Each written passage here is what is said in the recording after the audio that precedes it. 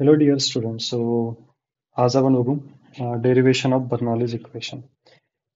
तर बर्नॉलीज इक्वेशनचं जे डेरिवेशन आहे रे, ते मी एकदा तुम्हाला एक्सप्लेन करतो की कसं आपण हे यूज करणार आहे. ओके. आणि इथे जे आपल्याला फायनल इक्वेशन मिळणार आहे ते फायनल इक्वेशन ऍक्च्युली कशाच्या फॉर्म मध्ये असणार आहे. आता हा जर मी एक पाईप कन्सिडर केला, ओके, तर इथनं जे फ्लुइड आहे ते काहीतरी फ्लो होत आहे, बरोबर. आता इथे जर मी रेफरन्स कन्सिडर केला आहे, हे जर हाईट h1 घेतली आणि ही जर हाईट h2 घेतली, ओके. सो इथला क्रॉस सेक्शन एरिया A1, ठीक आहे. इथली इनलेटची व्हेलॉसिटी V1 आणि इथलं इनलेटचं प्रेशर काहीतरी P1 आणि इथे cross section area A2, velocity V2 आणि इथे काहीतरी प्रेशर P2 जर कन्सिडर केलं, तर बर्नॉलीज इक्वेशन मधनं आपल्याला इक्वेशन मिळेल that is relation between pressure, velocity and height. ठीक आहे. तर pressure, velocity and height at the inlet and pressure, velocity and height at the outlet. ठीक आहे. तर त्याचं इक्वेशन आपल्याला इथे मिळणार, बरोबर. ते इक्वेशन आपल्याला इथे आता डिराईव्ह करायचं आहे. तर सर्वात पहिले आपण स्टार्ट करू बाय अज्युमिंग सम टर्म्स. ठीक आहे. तर सर्वात पहिले तर आपण अज्युम करू की आपलं जे फ्लुइड असणार आहे इथे ते आयडियल असणार आहे. ओके. सो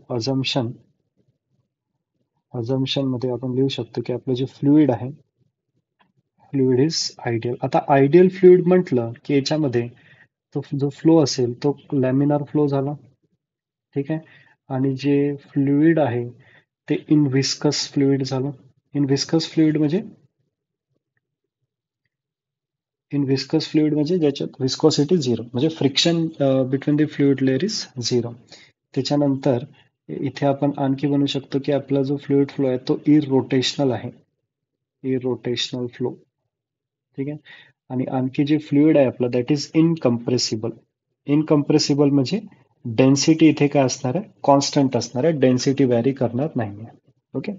त्याच्यानंतर याचं जर आपल्याला प्रिन्सिपल बघायचं झालं तर प्रिन्सिपल जर याचं आपण बघितलं, सो हे जे डेरिवेशन आहे, okay, this is based on this is based on conservation, based on conservation of energy. Energy conservation वर हे बेस्ड राहणार आहे. इथे आपण वर्क एनर्जी थेरम यूज करू. By using the work energy theorem we will find out that relation between pressure, velocity and height. तर सर्वात पहिले आपल्याला इथे एक रेफरन्स लाईन कन्सिडर करावं लागेल. Let's say this is our reference line. तर पहिला जो सेक्शन आहे याला आपण सेक्शन 1 म्हणू आणि याला आपण सेक्शन 2 म्हणू. पहिला जो सेक्शन आहे रे, तो रेफरन्स लाईन पासनं H1 हाईटला कन्सिडर करू आणि हा जो दुसरा सेक्शन आहे हा आपण कन्सिडर करू H2 हाईटला. ठीक आहे. आता बघा, ह्या केसमध्ये काय, इकडे पण पाईप आहे, हा हा पाईप एक्सटेंडेड आहे इकडे, बट आपण एक सेक्शन कन्सिडर केलाय फक्त. ओके. जसं आपण फ्री बॉडी डायग्राम काढायच्या वेळेस कसं एक सेक्शन कन्सिडर करतो, तर इथे पण आपण एक सेक्शन ऑफ पाईप कन्सिडर केलाय. ठीक आहे. तर इकडे पण फ्लुइड आहे. आता इथे जे फ्लुइड आहे बघा, इथे जे फ्लुइड आहे ते फ्लुइड ह्या फ्लुइड एलिमेंटवर फोर्स लावेल आणि तो फोर्स काय असेल रे, pressure force. And that pressure force is what, it is something F. ठीक आहे. इथे आपण F1 कन्सिडर करू. Let's say this pressure force is F1. आणि इथे जे फ्लुइड आहे, ह्या साईडला जे फ्लुइड आहे, आता बघा ह्या सेक्शन 2 मध्ये ह्या साईडला पण फ्लुइड आहे ना. आता ह्या साईडचं फ्लुइड याच्यावर फोर्स लावेल. Okay. Let's say this is force F2. Okay, where F1 is greater than F2, that's why this fluid will move in the forward direction. Okay. So आता इथे आणखी आपल्याला काय काय डिफाईन करावं लागेल. Yes, we have to define here area. First सेक्शनचा area इथे A1 घेऊ आणि इथे जे वेलॉसिटी असणार आहे ते आपण कन्सिडर करू V1 आणि इथे जे प्रेशर असेल ते आपण कन्सिडर करू P1. इथे एरिया A2, वेलॉसिटी V2 आणि प्रेशर P2 असणार.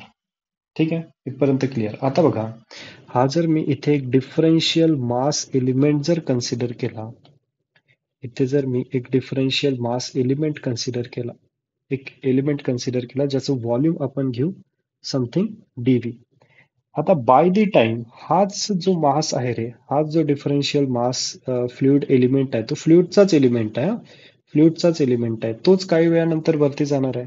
तर हा जो डिफरन्शियल एलिमेंट आहे, काही टाइम नंतर जर हा डिफरन्शियल एलिमेंट असा इथे वरती आला तर याचं व्हॉल्यूम तर चेंज होणार नाहीये, ठीक आहे, volume will remain DV only.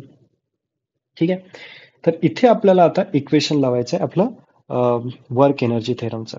So work energy theorem काय म्हणतो बघा, वर्क एनर्जी थेरम काय म्हणतो, work energy theorem, work energy theorem. So work energy theorem काय, it is work done by all the forces which is equals to change in kinetic energy.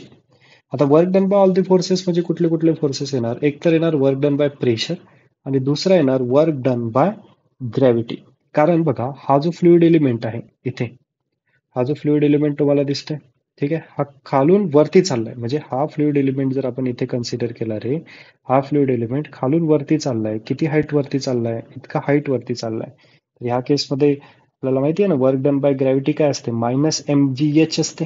बरोबर, हे जर height मी h consider केली इथे, हे जर हाईट h कन्सिडर केली तर हे काय असणार आहे, इट इज -mgh असेल. ठीक आहे, तर तेच आपल्याला इथे work done by gravity use करायचं आहे. Now which is equals to what, which is equals to, which is equals to, this is change in kinetic energy म्हणजे final kinetic energy minus initial kinetic energy. Okay, this is final kinetic energy minus initial kinetic energy. So work done by pressure force, work done by pressure force असते, it is P into dV. Okay, work done by pressure force is, it is P into dV.